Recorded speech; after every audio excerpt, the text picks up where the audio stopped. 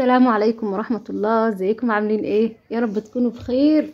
فيديو جديد بسرعة، يعني ان شاء الله ما طولتش عليكم اهو في الفيديو ده. بس الفيديو ده مختلف شوية، اول مرة بقى، اول مرة من مطبخ ماما، يعني بيت بابا. فانا ايه، ربنا يستر ان شاء الله لان انا بصور الروتين ده وما كنتش جاية لماما، فهنشوف، هتتفاجأ بإذن الله في الفيديو ده. بس فقلت انا عايزه اشجع طبعا، اغسل مواعين وانضف وهكذا. فقلت ايه، اصور معاكم. والله انا ما كنتش ناويه اصور، يعني احس ان مش بيتي مش مطبخي، فيمكن يبقى ليه خصوصيه اكتر. فزي ما قلت لكم ده مطبخ يعني، وربنا يستر ان شاء الله يعدي. فقلت هو اللي هيشجعني بقى التصوير، يخليني ايه، بحس الموضوع سهل، ببقى مشجع قوي انا وبشتغل او بعمل حاجه، بحس اني بعملها باتقان شويه، لان في حد بيبقى شايفني زي ما انتوا حضراتكم هتشوفوني كده ان شاء الله. فهي فكره الروتين، بس اني بنشجع بعض على الشغل، يعني مش اكتر من كده. بس فانا اول حاجه عملتها بقى، شلت كل الكراكيب اللي فوق المطبخ، لان ماما اصلا بتحبش تخلي اي كركوبه فوق المطبخ. بس هي الظروف الفتره دي اني مش هتكون يعني، بتبقى قاعده على السرير طبعا، شرير لها عامله عمليه وكده. فانا ايه، عايزه اخلي المطبخ زي الفل، زي ما هي بتخليه اصلا يعني. فشلت اي حاجه على المطبخ من فوق. وبفضل رخامة من اي حاجة، هخليها فاضية خالص، اشيل الزيت والسمنة. موز كان في بيض برضو على الميكرويف شيلته، يعني بحاول على التلاجة ما اخليش حاجة. هتشوفوا ان شاء الله معايا هنضف المطبخ خليه زي الفل.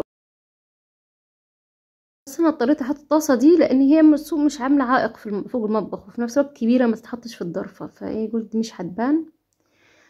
شلت بقى كوبايات، علب السمنة، علبة شاي، قهوة، أي حاجة. مش هخلي ولا حاجة على الرخامة إلا الكاتل بس والخلاط، دول هخليهم على الرخامة، لكن مش هخلي أي حاجة تاني. يعني بصوا، حتى أنا يعني في البيت عندي في شقتي يعني، ما بحبش أحط أي حاجة. حتى الخلاط كان نفسي ميبقاش على الرخامة أصلا يعني.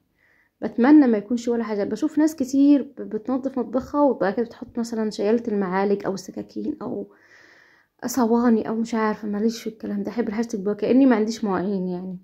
خلي كل حاجه متداريه. حتى علبه الملح والله بشيل همها، بتبقى بس دي لازم تبقى الرخامه جنب البوتاجاز، دي ضروري. والسكر والشاي طبعا، بس بيبقوا مثلا في ظرفه اعلى او في حته باينه اكتر. ده المهم كده. انا ايه، ابتديت اغسل في الميكرويف مع طبعا التسخين، وبارك الله فينا يعني، كسرنا الماما ايه، الجزاز بتاع الميكرويف من جوه اللي بيلف، بس بنحط طبق صيني وبيأدي نفس الغرض يا جماعة، مش لازم الجزاز ده. بس هو الجزاز احسن طبعا يعني. انا المفروض كنت طفيت الميكرويف الاول قبل ما اغسله، بس لسه مش عارفه الفيشه بتاعته فين، فقلت لسه هطفي واعمل، فربنا يستر.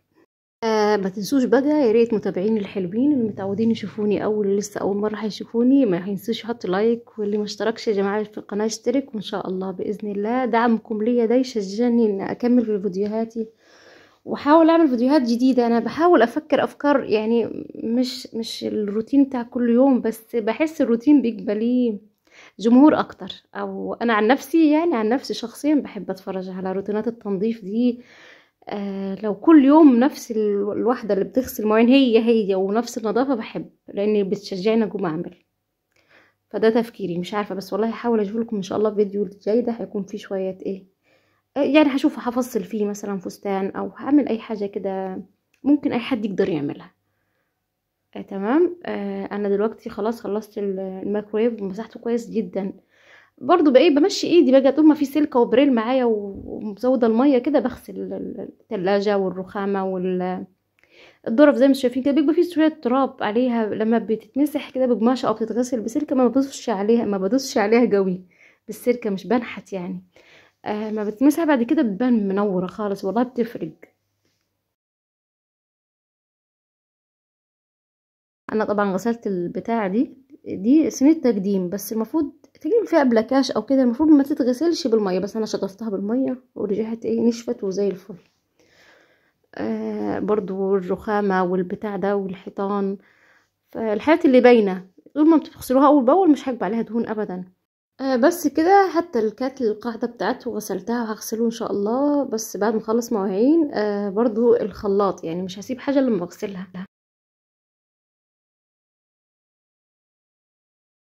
اللهم صل وسلم وبارك على سيدنا محمد. صلوا بينا على النبي. وخلونا نكمل بقى في الفيديو ده. انا طبعا خلصت الخلاط، كنت ببصه بالسكينه وشغاله ايه، وبقماشة اللي انتوا شايفينها دي، وبشيل اي حاجة، مكان عصير، مكان حاجات. زي ما انتوا عارفين بقى بيبقى البيت 60 واحد بيعمل عصير، و60 واحد بيفتح التلاجة، يعني مش زي ما الواحد يكون في بيته محافظ على حاجته، او حاجته بتبقى خاصة.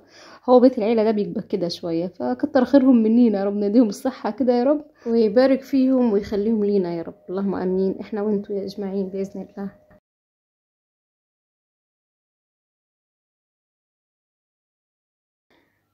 تمام. انا كنت بقى كده بغسل الظرف برضو من فوق، يعني بصوا بسرعة وبسهولة يعني انا ممكن اشيل هم الحاجة لما اجي اعملها او لما افكر هعملها، بس ادام ابتديت فيها وعملتها بعملها صح، او بحاول اعملها باتقان شوية يعني. تمام. بعد كده انا ايه شلت، كان في حلة بخار فوق فوق المطبخ، ما كنتش لحقاها، خليت حد بنتي جابتها لي، وكمان ترمس شاي عليه دهون من فوق، يعني مش عارفه احطه فين، يعني هو المفروض يتحط في نيش او يتحط في حته ظرف اكبر شويه. بس فهغسلهم واشوف احطهم فين، يعني ممكن احطهم تاني فوق التلاجة او هشوف يعني. فقلت خلاص كده، المواعين ما كانتش كتيره، بس انا بحاول اوسع لنفسي كده، بحط الكوبايات على جنب واشيل لو في مواعين كبيره يعني فيها دهون او كده بخليها في الاخر خالص.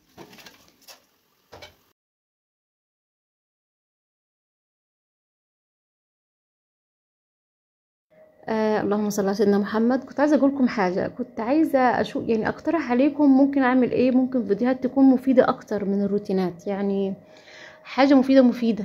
انا ليا شويه يعني اكيد انا بعرف اعمل في ستاير، يمكن انتوا عارفين ان معايا حل ستاير وبشتغل ستاير، وما فيش اسهل منها. لو حد عايز يعرف اي معلومه عنها ممكن اروح جوله في المحل بتاعي واوريكم برضو الحاجات اللي ممكن تبقى تفصيلها حديث او ستاير جديده او كده. بس انا اقصد الفترة دي كنت جايبة قماشات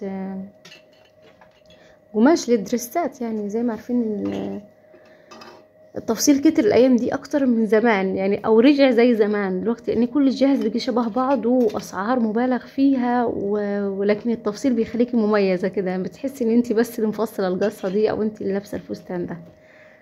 فعايزين نفكر بقى نشوف، انا ممكن ابص قدامكم فستان او افصل فستان. انا جايبه قماش لدريس خروجي، وجايبه برضو قماش تاني ممكن يتعمل مش كشمايو، ممكن يتعمل حاجه بسيطه كده في البيت، او يتعمل برضو بلوزه خروجي. فهشوف نبص مع بعض وخيطه لكم واوريه لكم، لو انتوا تحبوا المحتوى ده يعني قولوا لي في الكومنتات و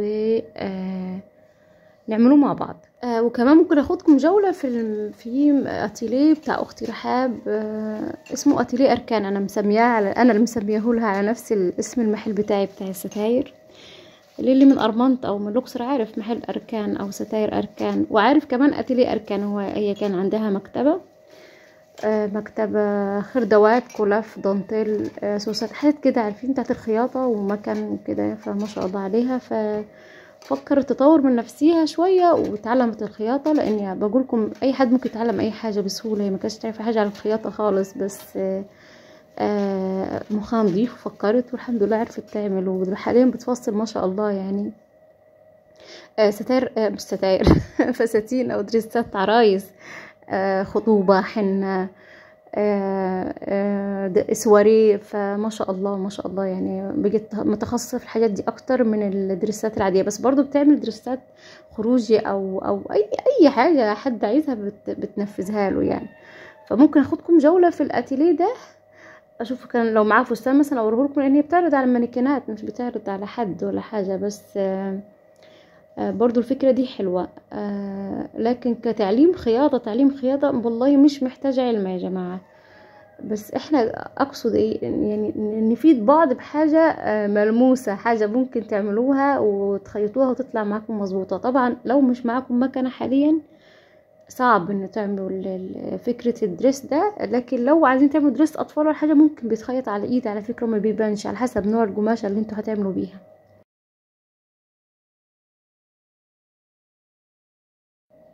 فان شاء الله نحاول نفيد ونستفيد، وباذن الله يكون المحتوى بتاعي يعني في تجديد او في تطوير، في حاجه ممكن تفيد فعلا يعني.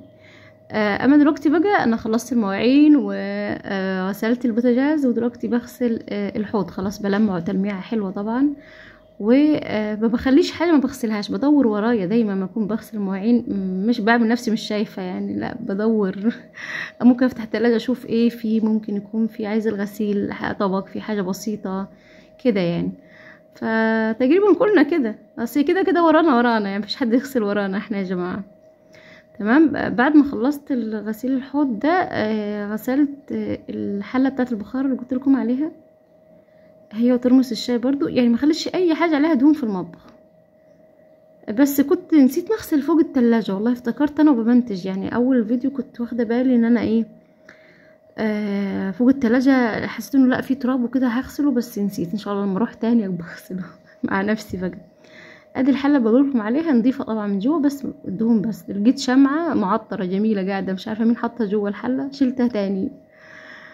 برضو الترمس ده ليه فترة كتيرة ما استخدمش، كتيرة جدا مش عارفة كان فين واتحط في المطبخ، فايه قلت انضفه خالص وابقى ان شاء الله اشيله في النيش او اشوف هحطه فين دلوقتي. يا رب الفيديو يكون عجبكم ويكون بسيط. اي نعم مش حاجة جديدة، بس كفاية ان هو من بيت بابا يعني، عارفين الجديد ان هو مش متعودة على الفيديوهات دي يعني. انا ما اتخيلش اصور في فيديوهات في بيت بابا، انا بس عملت معاكم قبل كده لو تفتكروا الانتريه اللي هو كان قديم خالص، غيرته جبت له قماش وغيرته وعملته كأنه جديد. جميل جدا على فكرة. لحد دلوقتي انا ممكن اللي ما شافش الفيديو ده او لسه اول مرة بيشوفني او ما شافش الفيديو فعلا بيتابعني بس ما شافش الفيديو التعديل بتاع الانتريه قبل وبعد، هحط لكم اللينك بتاعه. كان فيديو على جزئين فممكن احطه لكم. ده الوحيد اللي صورته من بيت بابا، وده تاني فيديو اللي هو بتاع المطبخ ده. ان شاء الله الفيديو يكون بسيط وعجبكم.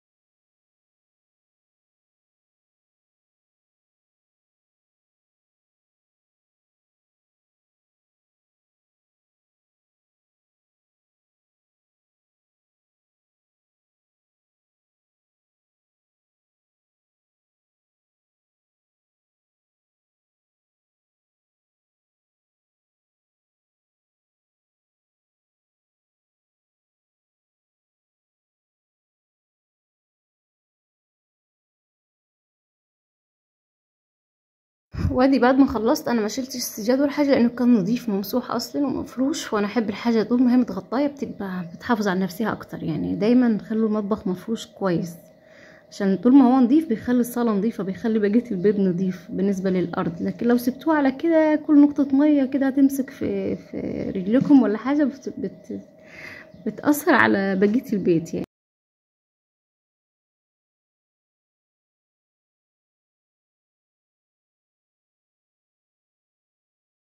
وكده خلصنا، مفيش اي حاجه تاني. بس بعد ما خلصت المطبخ انا طبعا كنت صورت معاكم الفيديو المره اللي فاتت بتاع الجنينه بتاعتنا، بس كان مصور بالطول ما كنتش عامله حسابي ان انا اصلا هحطه يعني في الفيديو ولا حاجه. بس انا صورت الجنينه بالعرض كده ومظبوطه اكتر، فهسيبكم معاها وان شاء الله اشوفكم في الفيديو الجاي يكون فيديو مختلف في فكره او يمكن غير الفكره اللي قلت لكم عليها في الفيديو ده، مش عارفه والله على حسب ما هتكون ايه. ان شاء الله على خير نتلاقى باذن الله، وما تنسونيش بقى انا ظاهره هنا.